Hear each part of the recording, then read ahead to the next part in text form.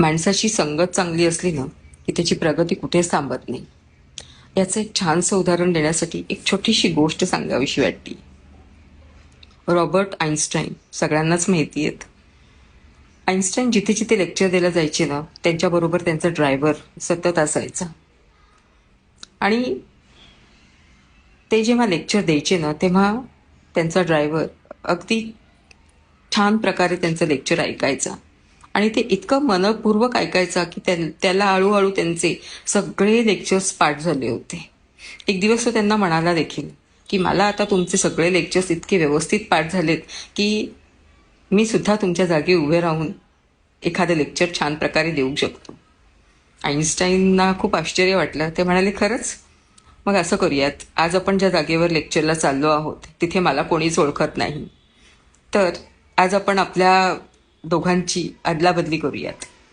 तू माझ्या जागी तिथे लेक्चर दे आणि मी तुझा ड्रायव्हर बनतो. त्याप्रमाणे ठरल्याप्रमाणे त्याने तिथे जाऊन लेक्चर दिले. त्याने लेक्चर खूप सुंदर दिले, लोकांना ते आवडले, टाळ्यांचा कडकडाट झाला, कारण त्याच्या भाषेवर ते जे प्रभुत्व होते ते लोकांना खूप आवडले. पण त्यातून एका मुलाने एक प्रश्न विचारला. ते त्याला जमत नव्हतं पण त्याची चतुराई इथे काम केली. त्याने त्या प्रश्नाला तो म्हणाला की अरे तू तर किती साधा प्रश्न विचारलायस, ह्या प्रश्नाचं उत्तर तर माझा ड्रायव्हर सुद्धा देईल. आणि ड्रायव्हर म्हणजे आईन्स्टाईनच झाले होते.